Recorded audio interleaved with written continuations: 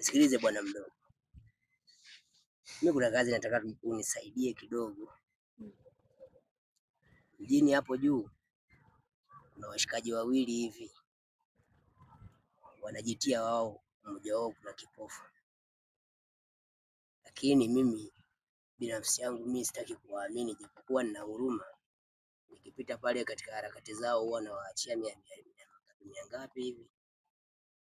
Lakini leo nataka unisaidie ili nijue kweli kuna kipofu au vipi, kwa sababu wao pale yani ni wasafi kupita hata watu wengine. Sometimes unakuta ni wasafi kuliko hata mimi mwenyewe. Kwa ufupi yani ni mashalo. Sasa mimi nataka tucheze mchezo wa kutaka kujua kati yao nani kipofu au kipofu hamna kabisa. Unajua mimi na swali. Unasema kati ya wale ni wawili, mmoja kipofu. Alafu unasema tufanye deal ili tujue kama ni kipofu.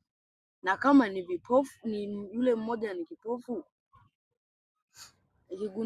Tukigundua kama wale ni vipofu, tumeshafanya deal. Sitakuwa umeniingiza mimi matatani. Hapana. Sisi hatufanyi mchezo wa kukaa pale. Mchezo wetu unaisha kwa escape. Yaani tunafanya tukio letu pale linaisha tuna move. Yaani sisi majibu tunaondoka naye. Sawa. Wazi. Naomba twende.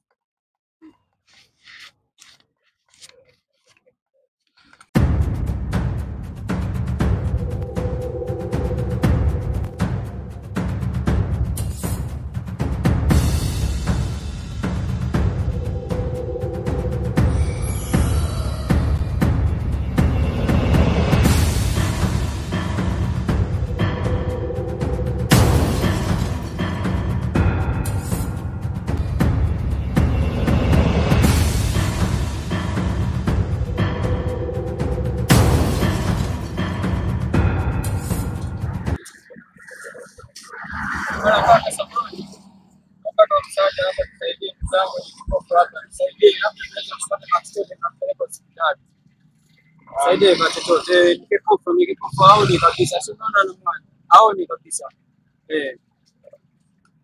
Asante sana kaka, asante sana. Asante sana.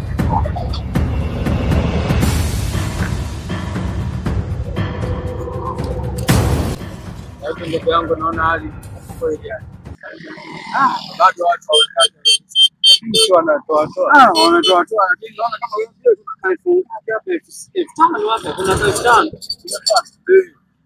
hawatatoa ndugu yangu, ila wewe ngoja tusikie. Kaka samani bwana, nisaidie kwa msaada ndugu yangu. Ndugu yangu hapa yani ni kipofu hapa Saidie ndugu yangu. Saidie ili niweze kumpeleka hospitali. Saidie ndugu yangu hata kama msaada. Saidie ni kipofu huyu. Ndugu yangu. Tunaweka hapa. Wewe baba.